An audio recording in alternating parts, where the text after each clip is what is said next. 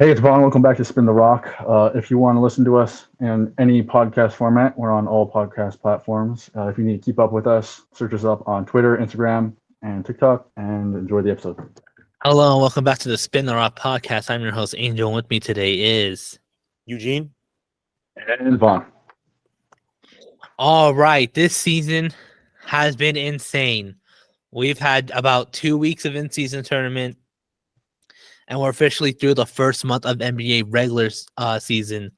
So we have some takes that have us all over the place. But first, before we get into that, we do have one piece of news, which is Kelly Oubre was hit by a car. Prayers up for him. Keeping your thoughts. Hate to see anything like that happen to a player. Just hope speedy recovery, Yeah. But very lucky. yeah, literally.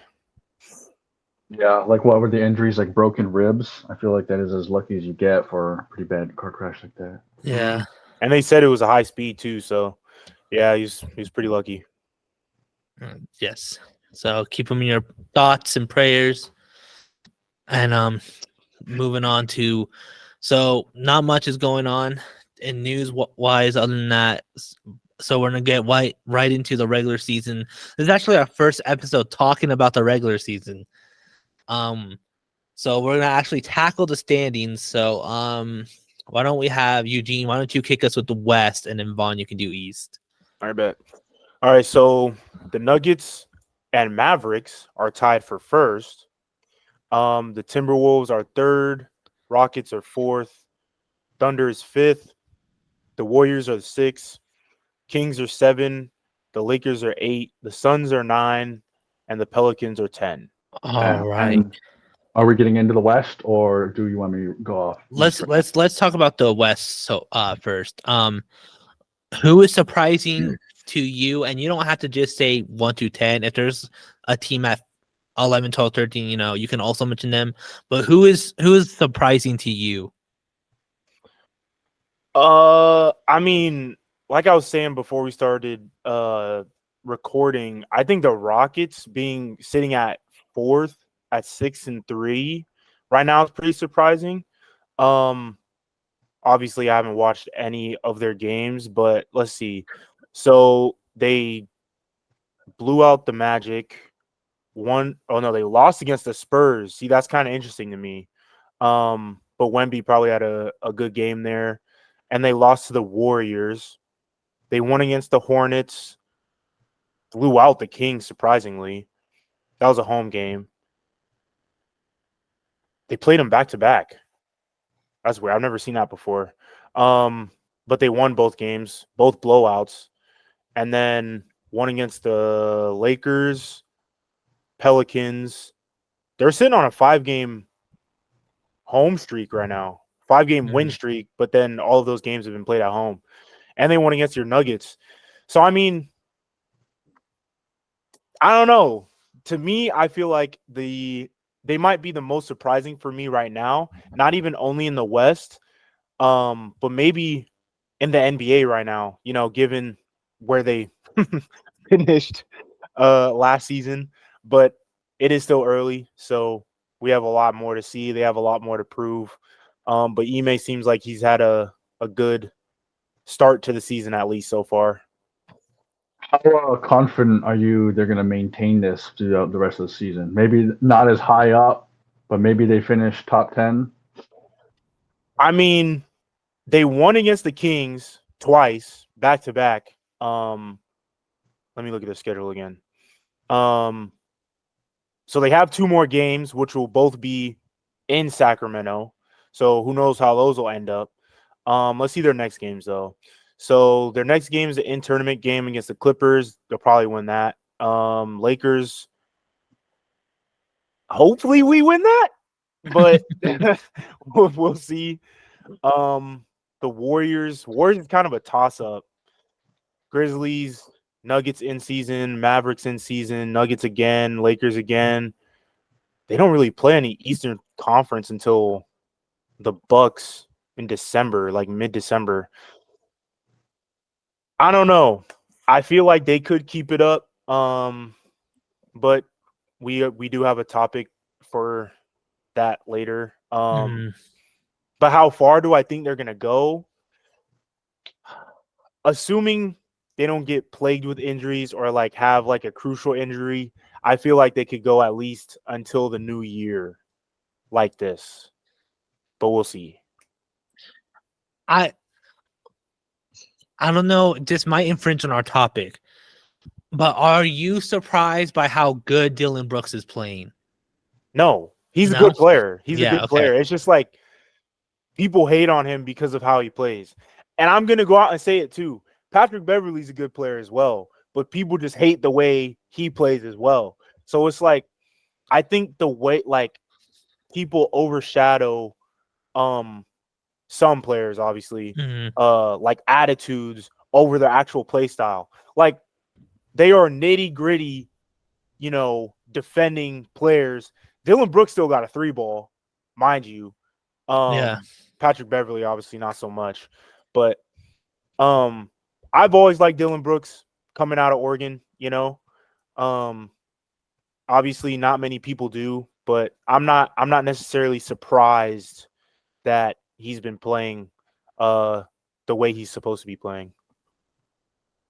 I mean, Yeah. I'll say like this Dylan Brooks right now, I find surprising because he's shooting crazy right now, like 60% from 3-point range, 50%, something crazy like that, which just goes to show his confidence isn't wavered, and he's kind of like proven himself on the Rockets here, which is nice to see.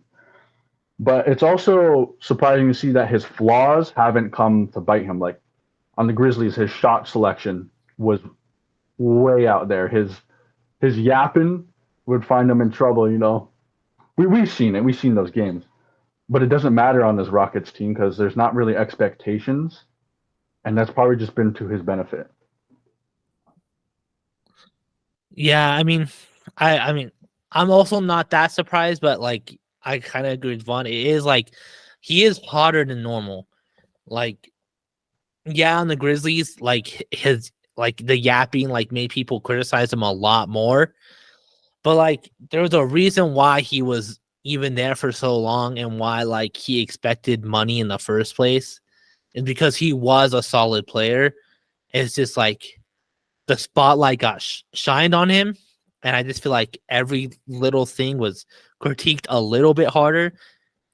Mm-hmm. Like, yeah, the China memes were funny, but like not once did I think he was actually not going to get picked up by a team. Right. Like he's too good of a player to not, or like to be left out of the league. But it's just, his demeanor now will be ever, I guess, tarnished for lack of a better term. Mm-hmm. But I haven't even heard any rumors that says he's even a bad teammate, So True. it's like I feel like he's one of those players that you want on your team. It's just like, I guess, is he coachable or not? But I don't know. All right, Vaughn, do you have a team that surprises you? I'll say the Timberwolves, my favorite team. They are sitting at 7-2, the same exact record as my other favorite team right now. So True. It's good to be me if I'm a fan of these teams. And Timberwolves, like, they've beaten the Celtics and the Nuggets. They made sure those teams were no longer like on that winning streak. So Yeah. There's just a big question mark as to how this happened. But at the same time, I'm watching Anthony Edwards in clutch time. I think he's the big name for clutch player of the year this year, and it's early. But man, you cannot stop him in a fourth quarter or overtime period. It's crazy. I know we were going to discuss like games we watched, but I really do got to bring up Timberwolves versus the Warriors because Draymond was doing Draymond things. He was poking the bear against Anthony Edwards, and Anthony Edwards paid him back in full. He got like every tough bucket against Draymond when he was guarding him, and the W, and that's as much as you can get. So they've been going crazy. Yeah, I'm also surprised. Like, even though they beat the Nuggets, like it was earlier in the season where like no one really knew who was like gonna stay hot and who was gonna keep going. So like I just was like, all right, it's like whatever. But like no, they're like like you said, they're chucking on. I'm more surprised by the fact that it took so long for people to catch on how good they were doing. Mhm. I feel like a lot of NBA fans are just now realizing like oh they're 7-2, but like they were like they kind of started off hot and Ant started off hot. So like I'm kind of surprised on how long it took so many people to like actually look at the Timberwolves and be like, okay, what's going on here? Right. How long do you think they'll keep this up, Vaughn? I don't know because a lot of this hinges on Anthony Edwards playing, and he has to be healthy the whole year. Mhm. And it's strange because Karl Anthony Towns is not playing at the level he usually is. Like he's struggling, and they're Mhm. still winning a lot of games. In an ideal scenario, I think they're top 5 by the end of the year. But like it can all go crumbling down if Anthony Edwards hurt. Because it's kind of like last year with Luka Doncic. If he wasn't playing games, the Mavericks were losing. I think Mhm. it's a similar situation here.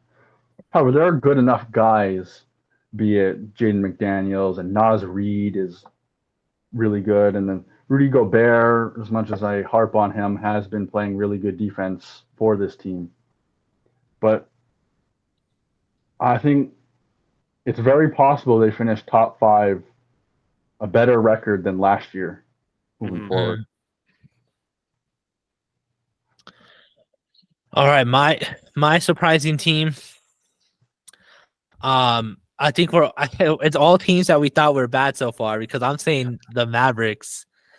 Okay, Like, good. Because I wanted to bring them up too, but you can go ahead. yeah, it's funny because like all three of us had teams that we thought weren't gonna get that much better. The Mavericks, I don't know, they literally did nothing. I was And about to say all they didn't get better. like they did literally nothing. But I think it's just the fact that like Luca somehow is just like always good. Mhm. And it's just like they're 8-2 right now, like tied with the Nuggets, like Eugene said. But like they're also on a 2-game winning, not 2-game, but like they've won back to back. So like it might be higher by the time you see this episode. Mhm. Like they could overtake the Nuggets, which I'm not saying they will, but like they could get that first seed, like by the time you're seeing this.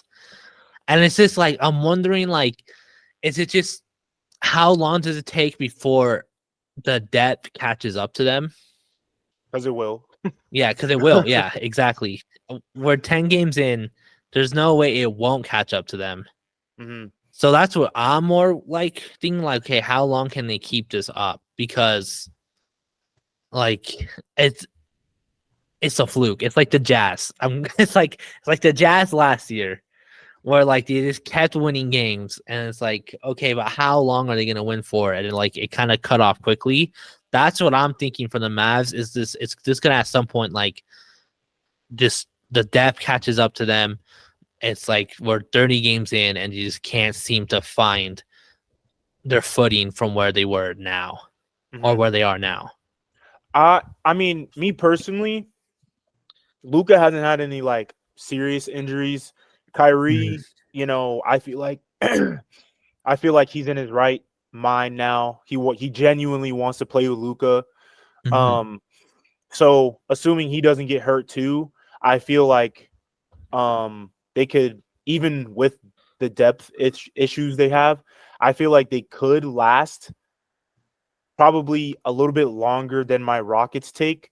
Probably like early to mid January, because then that's when, even if it's not them getting hurt, other players get hurt or like just sit out, whatever.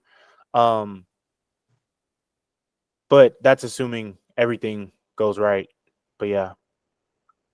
There are little things they've improved on from last year, like Grant Williams. He's a strong body that can defend and shoot the three well. So that's been their benefit. And then Derek Lively, their rookie center, is actually providing an interior defense for them, whereas Dwight Powell, too slow, not a good anticipating the offense. And then, was it? They had like JaVale McGee, and they never used him. So they do have an interior defender at this point. So that's another plus. But Luka, at least last I checked, is leading that team in points, rebounds, and assists. Yeah, he's like leading the league in like every team right now too. If he has to do that all year long, like the minutes he's going to be playing, that's just like an injury waiting to happen. And once that happens, I don't think Kyrie could carry the team on his own, as much as I love his game.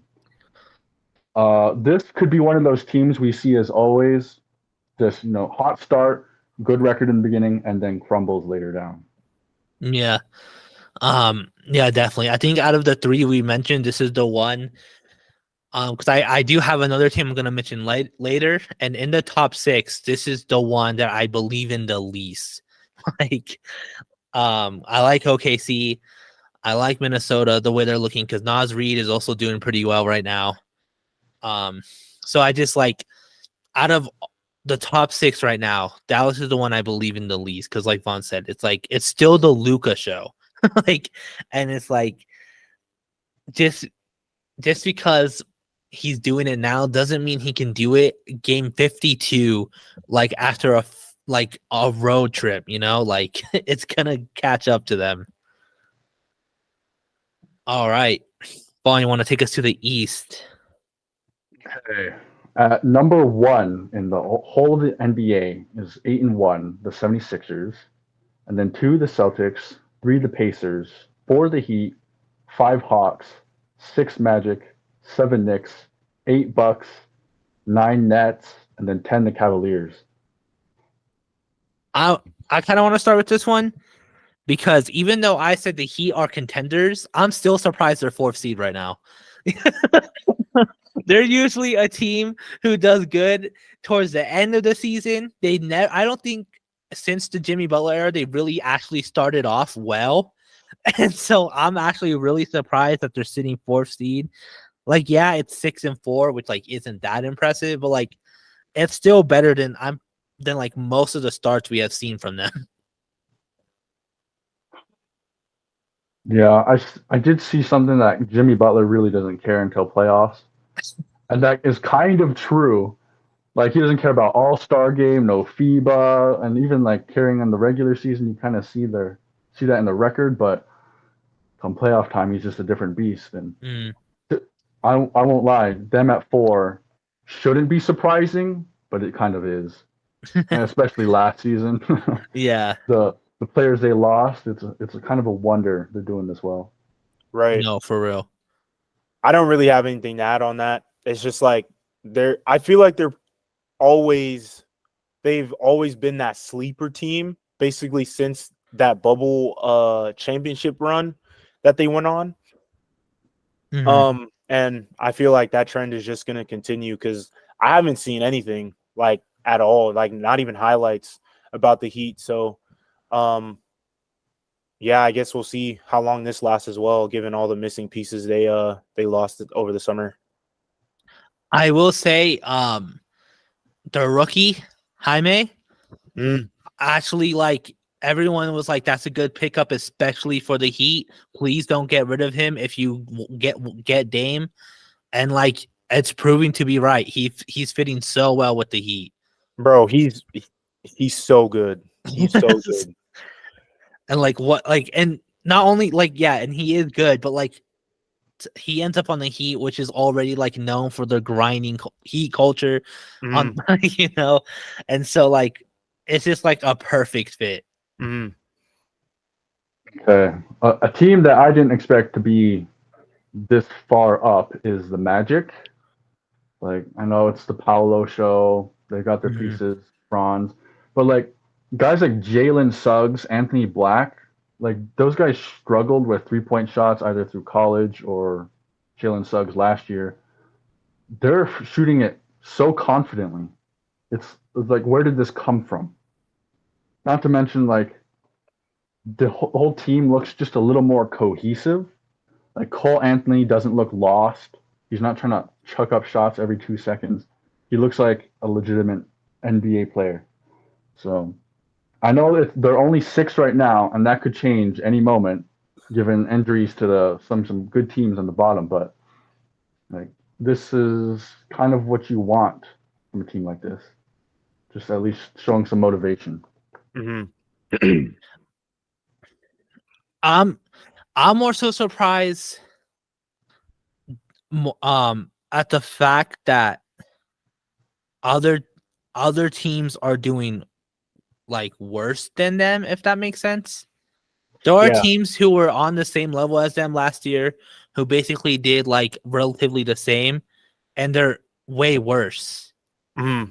So I really wonder if just all their players just like hit the gym in the off season and was like, I'm here, like, you know, like it's about time we stop being called like the poverty team and like the purgatory team, like, you know, because like, yeah, like Vaughn said, like a lot of Cole Anthony was in trade rumors, you know, and like at some point people were like saying like it's time to get rid of him. Mm-hmm. And so for him to come out and like be playing the way he's been playing, is this really exciting? Like, are the Magic finally here? Probably not. But like it is like so surprising though, like how much of a step they took. Right. I mean, I like to see him this high. Mm-hmm. Could they get higher? I don't know. They're in a 4-way tie for 5th. So, and only a half a game ahead of 9.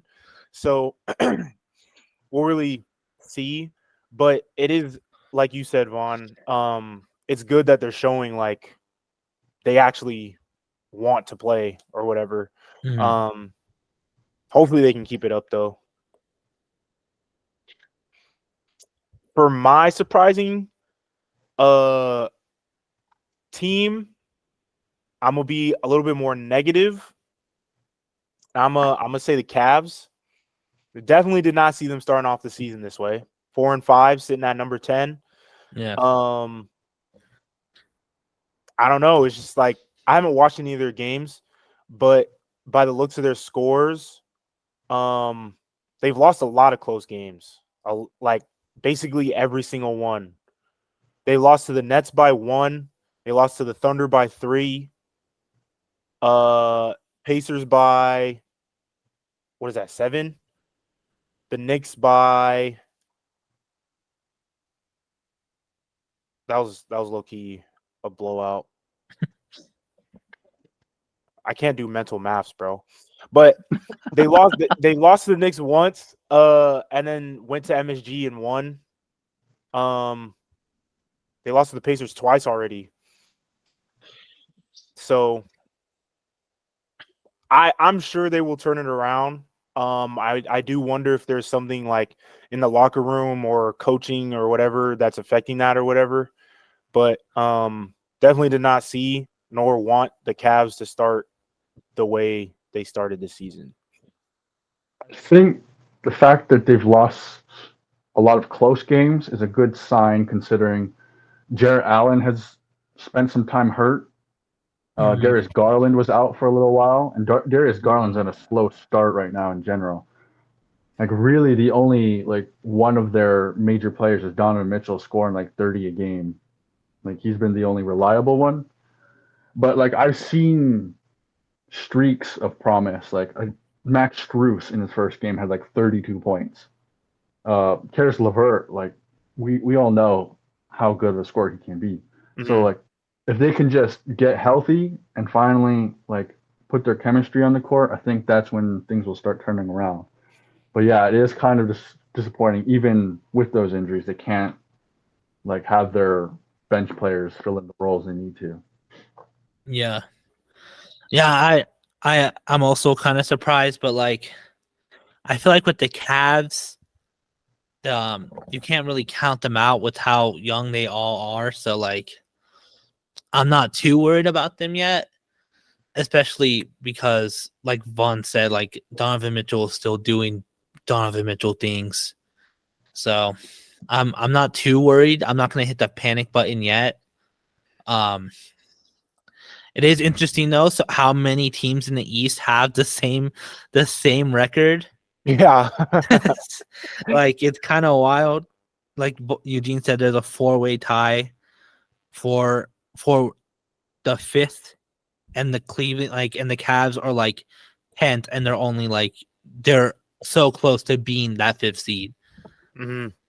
So it's yeah, it's disappointing, but I think once we get to the point where games start separating teams a little bit more, we'll really see who's if they're in trouble or not. But right now, I wouldn't be too worried.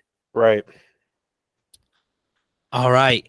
Any games you want to mention? Any games you caught that you're this game was fire or this game was boring or? I mean, this might have been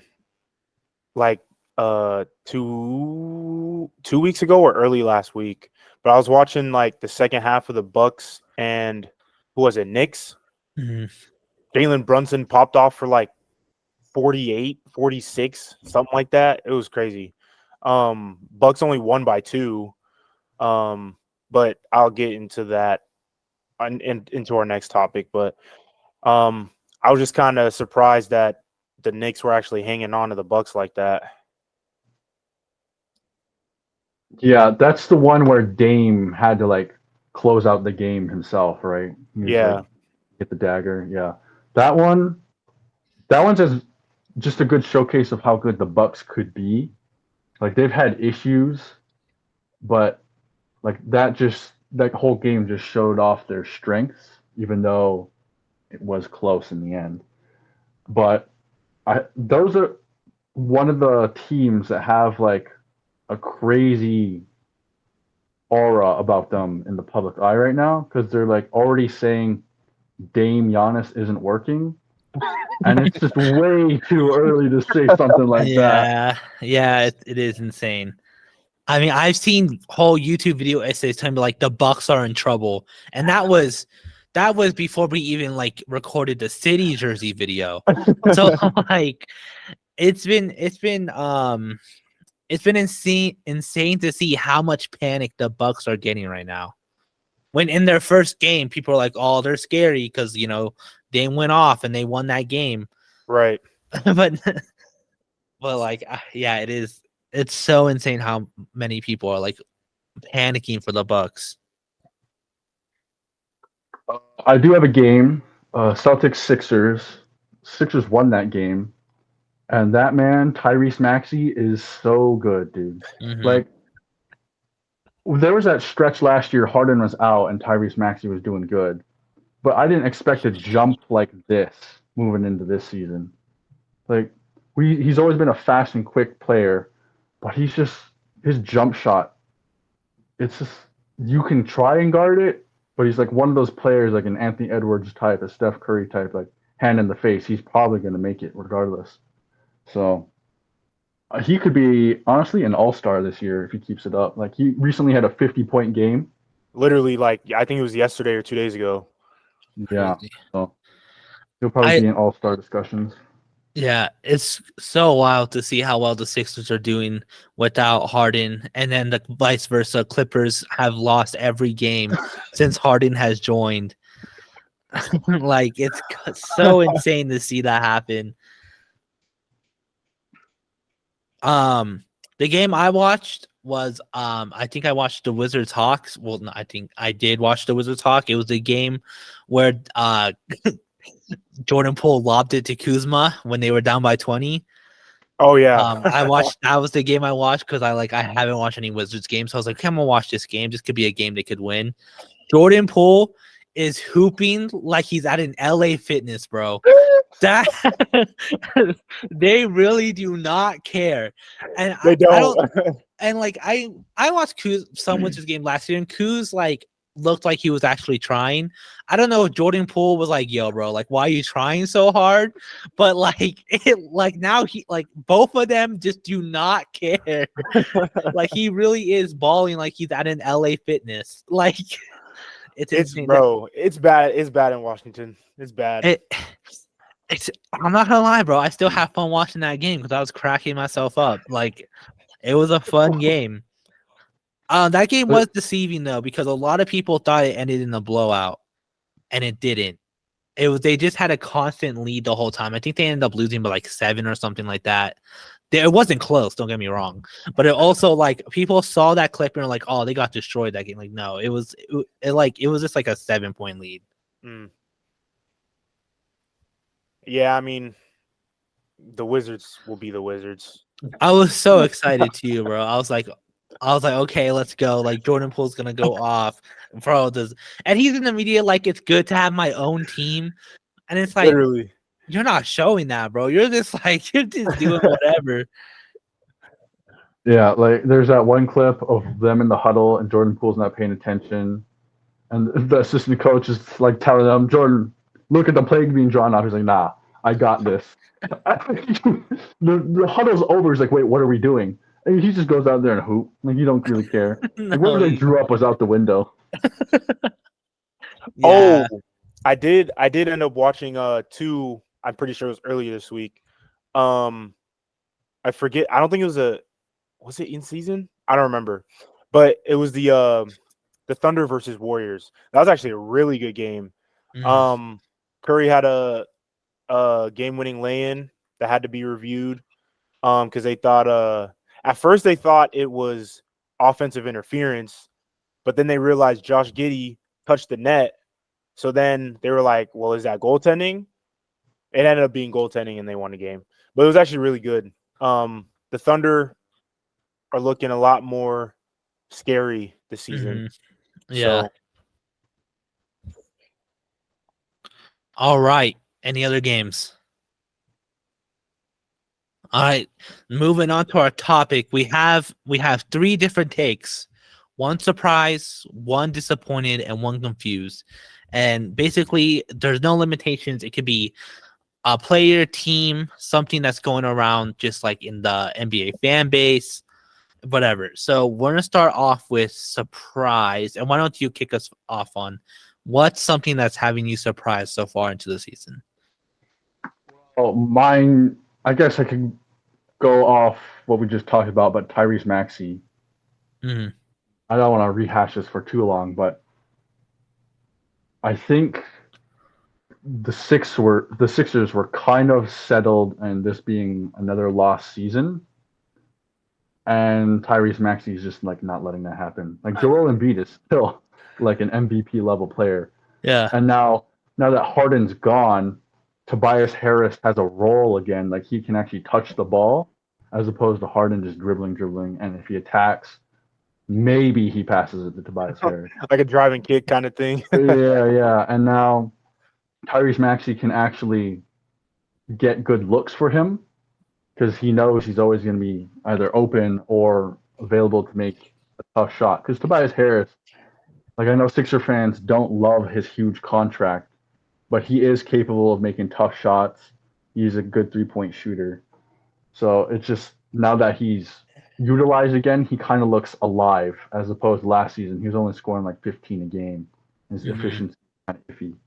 So I think just that trickle down effect of Tyrese Maxey operating the offense has looked well for them. Plus, it helps having a good defender like Pat Bev coming off the bench, so Tyrese Maxey doesn't have to have all the tough assignments. And then who else am I missing? Oh yeah, Kelly Oubre has been also really good for them. Like that man's confidence is on a Dylan Brooks level, you know. I'd definitely say the Sixers and Tyrese Maxey's contributions. No, that's a good one. I don't think anyone saw them coming into the season with the Harden drama and like be the best team in the league to start the season. I'm also surprised by Kelly Oubre, like you mentioned, because I'm also surprised because Kelly Oubre is the kind of player that when he gets picked up, like he doesn't really like add or take away, but like it seems like he's actually doing really well on the Sixers, along with like just like being someone that like can get points when he's on the court. 8-1 is insane. Like did not see that coming. Tyrese Maxey just like leveling up. Probably the main reason why they got rid of Harden with the quickness. was because they're like, okay, Maxi's doing good. Like, what? We don't need to worry anymore. Like, get him out of here. So Plus, he's young too, so it's like even if they choose to do away with Embiid, obviously later down the line, yeah, they still have him at the helm. So yeah, yes, it's definitely a good thing for the Sixers. no, for sure. I'm going with the team for my surprise take, and I'm saying the Warriors. I honestly thought they would be a lot worse. They're not doing too bad. They're actually winning a lot of games. Curry is doing Curry things, but like watching them play, it's like they do look better, and this team really just won't die. Like every time you think the downfall of the Warriors is coming, like they get rid of Jordan Poole, which everyone thought was like they should have gone rid of Draymond instead, but like no, like they're doing better. And it's like, okay, like what is happening? Like and what's even crazier is I'm surprised by the fact that people are like feeling bad for Steph Curry and like being like, look at all these teams and their duos, and Curry has nobody. Don't feel bad for the finals MVP, first unanimous. Like, this man has 4 rings. Don't do a pity party for this guy. Like, it's about time he starts having some struggles in his playing career. It's insane. Yeah, like one of the crazy things about this Warriors team is ever since moving Chris Paul to the bench, this is one of the rare times in Curry's career where he goes off the court and the team either keeps the lead or extends the lead. Which, like, Curry's been around for a long time.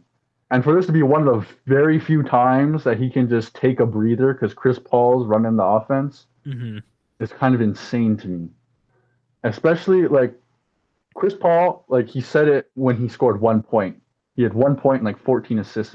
He's like, he's amazed that he can just not score and they win games. Because if he did that on the Suns, that's not happening. Any other team, that's not happening. Yeah. But it's definitely been to the benefit of guys like Jonathan Kuminga or Dario Saric who actually look involved. Like last year, either Saric wasn't getting minutes or he didn't even look like a good NBA player. But this year, it's kind of like revitalized him. And then Jonathan Kuminga, people were having doubts of whether if he will improve or not, and he looks like he has playing alongside Chris Paul. So that's been a big part of it.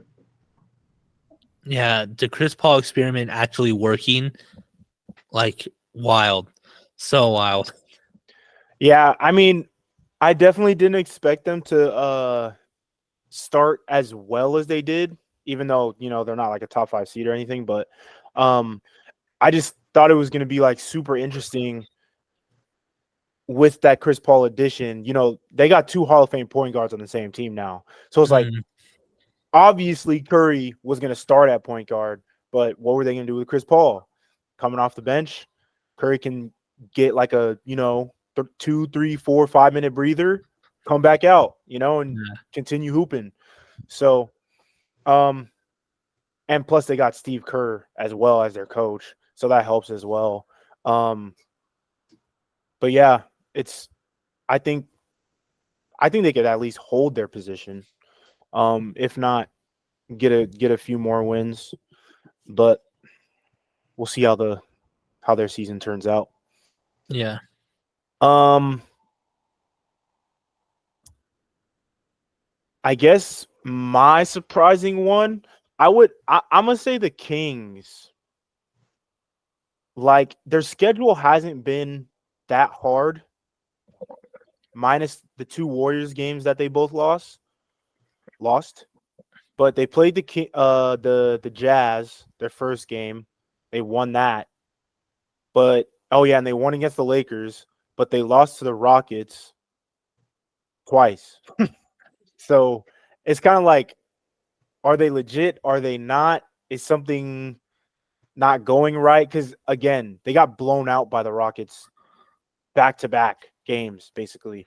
So it was like, is that just Ime out coaching Mike Brown, or is that lack of execution, or what is it? Because I'm still not a believer in the Rockets. I need to see a lot more, obviously. But I don't know. I feel like the Kings, based off where they finished last year, I mean, they'll definitely jump up in the standings, but I wasn't expecting this for them to start off the season. I think De'Aaron Fox has been hurt, hasn't he? Has he? I'm not sure. I don't know how many games he's played this season, but I think he's set to return sometime this week. But I mean, if they're like what 4-4 right now without De'Aaron Fox, like I think that's as well as you could hope for without your like motor Right. or your offense. So I'm a believer in the Kings. I think they'll be very good and maybe even be top 3 by the season's end. I mean, you predicted top 2. Yeah, top 2. I'm a believer. But like Eugene said, not a believer in a team like the Rockets. Like those teams will fall apart later in the season just because that team specifically, a Rockets team, is young, and although they filled in some issues, that's not going to work out for the entirety of the season, I don't think. Whereas the Kings is a proven team. They're good. They got good players, so it'll just be up for them. Yeah. Yeah, I'm also not worried, especially with Mike Brown. Like, he seems like the type of coach to like demand more from his players.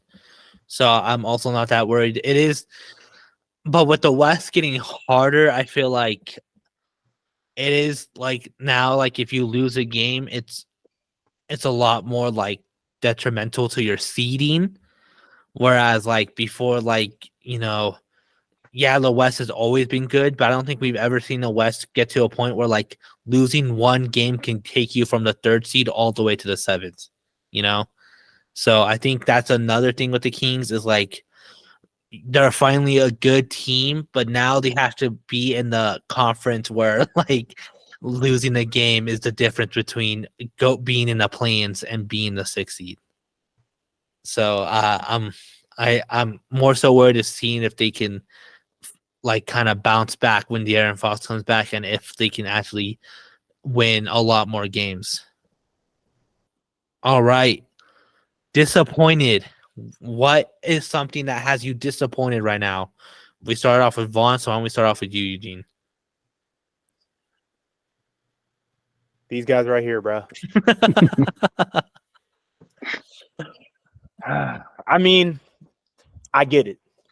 We lost probably one of our biggest pieces in Drew Holiday. A depoy, basically a candidate every year he plays. So, they lost that. But it's like, come on, y'all. And then Giannis getting ejected that one game. Like, come on, bro. A double tech, you shouldn't even be getting one. Like, what are you doing, Giannis? I'm not worried. I'm not worried whatsoever. Yeah. But it's just like, y'all are the Bucks. Y'all were, the best team in the East last year. One of the best teams in the East last year. One of the best teams in the league last year. Why are y'all starting the season at the 8th seed? Like, if playoffs would start today, bro, y'all probably losing first round. But I'm sure we'll turn it around. I got belief. Diehard Bucks fan right here.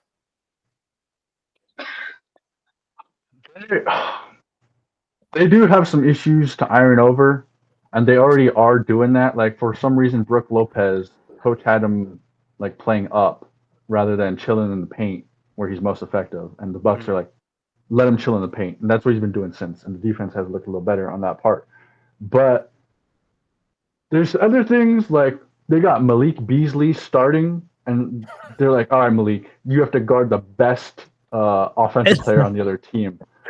And I think Eugene has seen enough of him on the Lakers to know he is not that guy on defense. And he's not even that tall or big, so that really doesn't help either. It's so confusing. Like you got him covering Dame's like defensive mistakes. Like there's someone else, like maybe a Pat Connaughton. I know he's not like a crazy player, but he's got a longer wingspan who could probably do more help defense on that end. But these seem like obvious to me. Like, you should not have Malik Beasley guarding Steph Curry. Like, come on. And even with the Dame Giannis connection, it kind of seems like they take turns right now. And I expect moving forward they'll do like more pick and rolls, or just they'll recognize each other on the court more, as opposed to all right, Giannis gives it to Dame or Dame gives it to Giannis. I think that will change very soon. It doesn't help. Sorry, Angel. I was just going to say, it doesn't help that he got, as in Dame, got traded so late in the summer as opposed to, trade deadline or, just regularly in the offseason. Because I feel like he's barely still getting used to Milwaukee, the city, the fans, the team. So it's like the chemistry is not all the way there. But obviously, as a season, as they go through the season, the chemistry will build. So I think that's probably the number one reason why it's like that. But I'm sure we'll see a game where one of them drops 50 and the other drops 30 or something like that. Yeah. A LeBron Kyrie game. Yeah, literally 40 and 40. Like, yeah. Yeah, I was actually going to say what you were going to say, Eugene, but more so on the fact, like, when you're getting traded, it's already hard because it's like new coach, new team. But you're getting traded to a team who also has a new coach. So now it's like you're the new guy with the team who also has to figure out how you play and how the coach wants us to play with you on the court. Right. So like it's like they had no off season together. So like, and they also had like to figure out this new coach, and this new coach has to figure them out. So I think it's just like it's gonna be a rough adjustment period because like in a span of like 4 months, they lost their star point guard, replaced him right away, lost their coach who took them to the finals. Like, sounded like they were about to lose Giannis. Giannis sounded fed up like in the offseason. So like this team was on the downward and then like immediately spiked up. Like people were excited about them again. So like Giannis and Dame have said multiple times how they like playing with each other and how Giannis is so excited. So I think it's just an adjustment period. I think give it some time, let them all learn each other because like there's so many news on this team. It's kind of insane how different they are from just last year, let alone 2 years ago. So it's just like give Freak time some time. Yeah, it's like the pressure being on Dame and Giannis is a little misdirected because if anyone's actually struggling, it's Chris Middleton. He's scoring like 12 a game. His 3-point shot isn't there. And you kind of worry if it's just like age catching up to him or if it's like the injuries from prior years catching up to him. It's like that's the real thing the Bucks, I think, have to really be worried about. Yeah. It might be all that mixed with being a third option because he's never been a third option. True. Yeah. So, yeah, I definitely understand what you're saying. All right. My disappointed was gonna be about the in-season tournament, about how like the NBA fans are like downing it so badly. But I feel like I've been the in-season tournament guy a little too much lately, so I'm not gonna talk about that. I'm gonna talk about how I'm disappointed in the Lakers because for the first time ever, I was excited for them, and I was like a Lakers hater, and then like I'm finally excited, and they're just letting me down. AD's not looking the same. The most exciting thing is that Cam Reddish is getting starting minutes. And I love that. I love that Cam Reddish is getting the recognition he deserves. But I'm just more so like, damn, they finally have a solid team, or what I thought was a solid team, and it's just not living up to the hype that like for once every NBA fan could agree on. Now imagine me.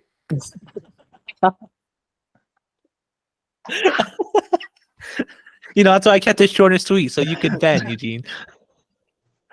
I don't know, bro, because it's like you can't coach LeBron. I'm sorry. There Yeah. is no coach that can coach LeBron. I don't think LeBron has been coached probably since his Heat days. Hmm. I think once he went back to the Cavs and David Blatt was their coach, I think he had free reign over the team. Or for every team he's been on. Yeah. But it's just like, I don't know. I feel like Darvin Ham, I'm not gonna say last year was a fluke, but like I don't know. Darvin Ham is just not it. You know what I'm saying?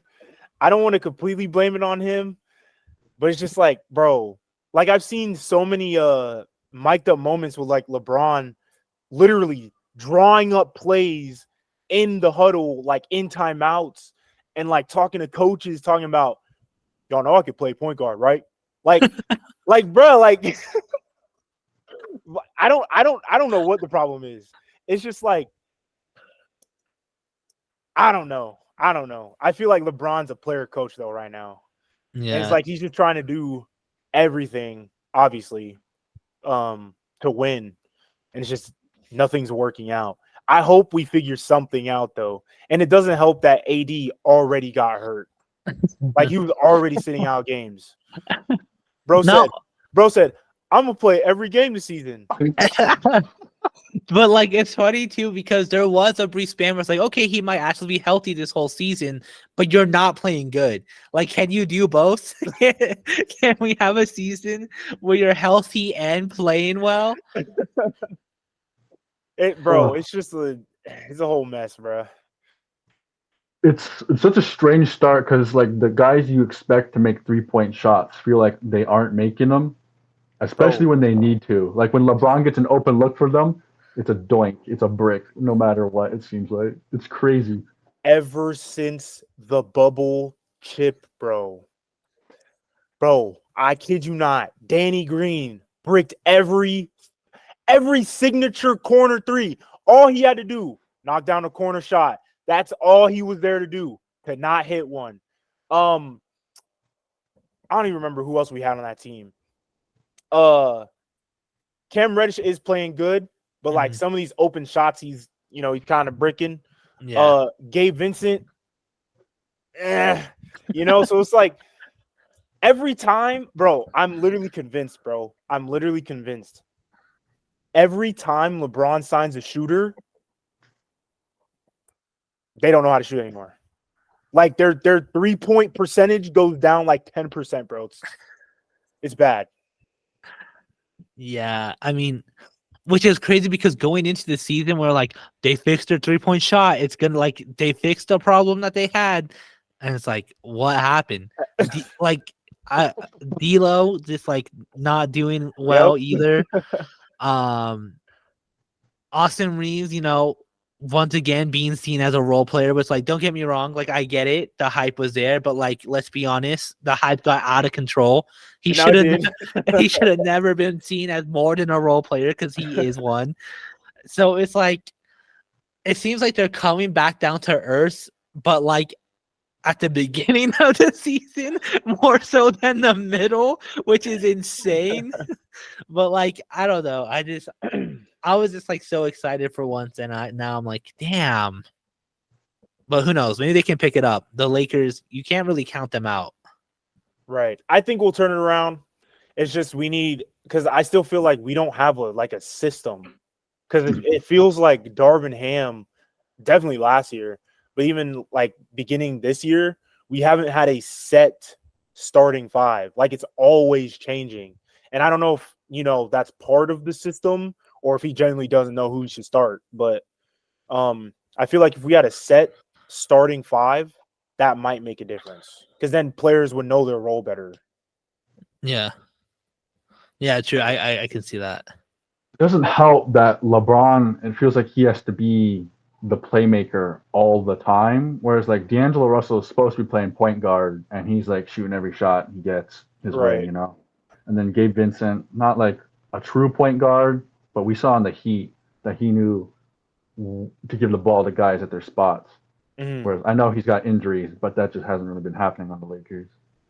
I mean, yeah. Speaking of mic'd up moments where he's the coach, like a clip of him telling D'Lo, like, I'm open on the wing, right? like, like it's just like year 21, right? And like he's everything for that team, and it's like this man is not going to be healthy enough to play for his second son like he wants to because the Lakers are just using every last drop of LeBron they can. All right, Vaughn, disappointed. I gotta go Grizzlies. This is a team, without John Morant, they've been able to show that they're still good enough without him. Mm-hmm. And I guess it kind of shows all those trades are catching up to them, like losing Tyus Jones. In the past, they've had a Kyle Anderson, a DeAnthony Melton, but now they're kind of just stuck with Kenny Lofton Jr. and David Roddy, which I didn't know who he was until this season. Also, Derrick Rose has been hurt. That doesn't help. And then Marcus Smart, who's kind of like been an in-between of a point guard and a shooting guard. He's probably excelled his expectations in those roles, but he's not like a true strength in that. Like, he's a streaky scorer, and then I would even say he's a streaky assist maker too. But you're always going to get defense from him, and that probably is showing his weaknesses on the Grizzlies, especially with a team that really can't score outside of Desmond Bane. Like, even Jaren Jackson Jr. is struggling. Like, his FIBA struggles are somehow carrying into the NBA struggles, and I don't know why that would be. So it's really just wait for Ja at this point. Like, that's the only way I can see them winning. Like, the last team they beat was the Clippers with James Harden, which has to be the worst team in the league right now. They're 0-5 with Harden. Yeah. So it's not saying much for that win. That was my confused take, because I was gonna say I'm confused that Desmond Bane is the best player on the Memphis Grizzlies, because there's no way he should be, but he is, and I think that says a lot about why they're the worst team in the West, maybe in the league. Not in the league, I don't think so. But like, you'll look at if you just look at face value, it's confusing on why they're doing well. And then you dig deeper and it's like, oh, here's all the reasons why they're not doing well. Like, it's like, it's a bunch of guys who are just in the G League now getting like second string minutes, or even like for some are getting starting time every once in a while. So it's like, at first you're confused because you look at face value, you see the starting five stats, and you're like, oh, that's not too bad. Why are they struggling so much? And then when you dig deeper and you see that most of them are not shooting above even 30% from the three, like, and most of them are like just like been in the league for like 2 years. Like, it's just like, I didn't expect him to struggle this much without Ja. I did expect them to struggle a little bit, but I did not expect them to struggle this badly. I mean, they started off 0-6. Yeah. So it's just like, I don't know. Grizzlies are struggling. Y'all literally took every single word out of my mouth.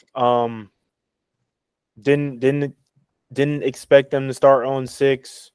I didn't realize D Rose was hurt, but that's probably a big reason why they started off like that as well. As you mentioned, Vaughn, Marcus Smart can't really play point. Undersized for a shooting guard, but can still play it defensively. Yeah, I'm just glad we brought him up because someone had to. Yeah, they're rough. They're very rough. We'll see where they are in 25 games. Yes. All right. Was that our last disappointment? That was our last disappointed. Okay. And then I do have one player to bring up for our disappointment. It's not really confusing. It is just kind of a letdown. Scoot Henderson. Yo, what happened to his ability? It's like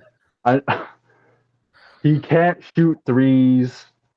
He is kind of getting cooked on the defensive end too much, and he's not scoring as I thought he would. Hmm. Like I don't think he's quite even top 10 in rookie of the year discussions right now. Yeah. It's just I know he's on the Blazers, but I thought he'd have more opportunity to be himself there. And just I know he looks off. No, I'm also that's a good one. That's a good disappointed. The Blazers have been, and I hate being proven right because we upload our tier list and like one of our TikToks there's a comment saying like no way the Blazers are poverty, and deep down I was like, oh no, they for sure are, but I didn't want to get proven right because like DeAndre Ayton is also dominating. Nah, bro. Nah, you are proving the Suns right more and more every time you step onto that court. It's been rough. Yes, I don't know what happened with Scoot like at all. It's been like a complete 180 almost. I don't have anything to talk about Scoot. I haven't watched any Blazers. All right, confused. Well, my confused was the Grizzlies, but I do have a second one, and I'm just confused on why the Clippers destroyed their whole team. I'm just 0-4 or 0-5 since Harden. Like Paul George was having a real revitalization in his career. Kawhi Leonard finally had a rule that stopped him from not playing. Russ was actually looking like a pass first point guard and it fit him.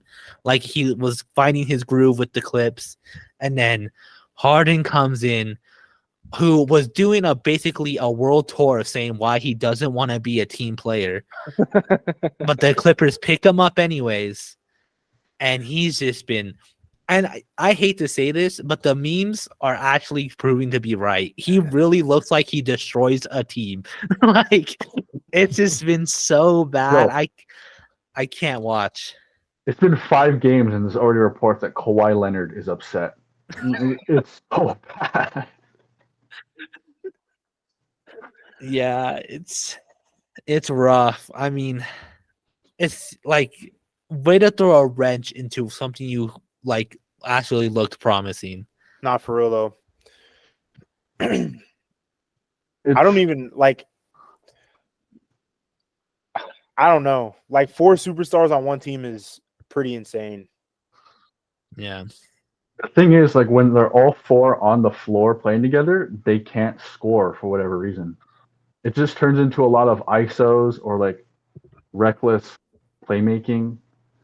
And I think if I were the coach, I'd be like Harden comes off the bench because at And least, at least Russ, Paul George, and Kawhi have chemistry together. I mean, Westbrook and Paul George go back to OKC. They have a good connection, like even on the court. They make plays together really well. I think if you're going to have James Harden play with someone heavy minutes, it's going to be Kawhi. They got to learn their way. Or maybe Harden just runs the bench unit, but you never know with Harden. Like I was about to say the ego. I was about to say there's Yeah. this beautiful thing called ego. No facts. I mean, I saw the meme tweets like Harden reportedly disgruntled with the Clippers. But like, yeah, I agree with that, Vaughn. I think Harden needs to come off the bench. Like we're 10 games in, and the first 5 games for the Clippers were going well. So that Russ, Kawhi, and Paul George works. So keep that and do what the Warriors are doing with Chris Paul. Have one of your guys who's a star, who wants to handle the ball, put him on the bench so that with the second unit he can ISO and not get in trouble. Because why are you ISOing when you have Kawhi Leonard, Paul George, and Russell Westbrook on this court with you? So put him on the second unit where ISOing isn't an awful idea. I mean, if Harden could see that, they might go to the chip. But yeah, way to ruin my prediction 10 games in.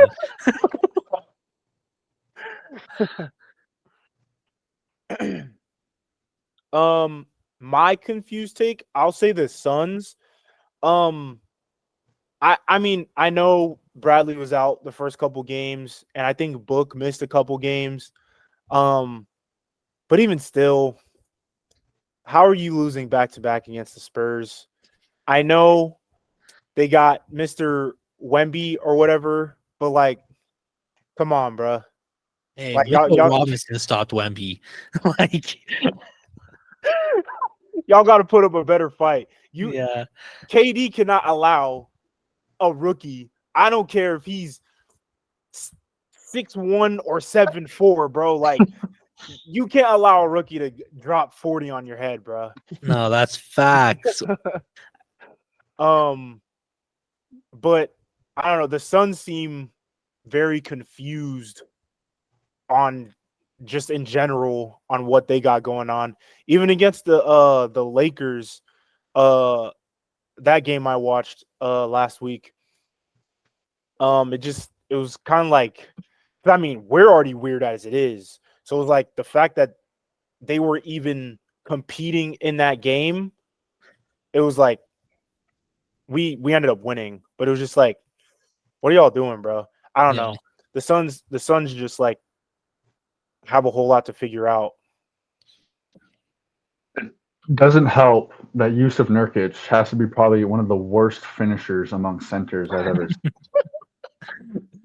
Like the amount of blown layups at the rim, I've never seen a big man do that quite as much as Yusuf Nurkic does. Hey, I've always been a Yusuf Nurkic hater. And then, like in the fourth quarter, everyone but KD forgets how to play basketball. It seems so. Frank Vogel's got to work something out on that end. Not to mention, it feels like we're getting Nets 2.0 with Harden, Kyrie, KD, where we rarely see all three of them play together. Mhm. And it's the beginning of the season, and it's already feeling like that. Yeah. That's what I because I was gonna say that, but I forgot about it. I obviously it's been injuries that's been keeping that from happening, but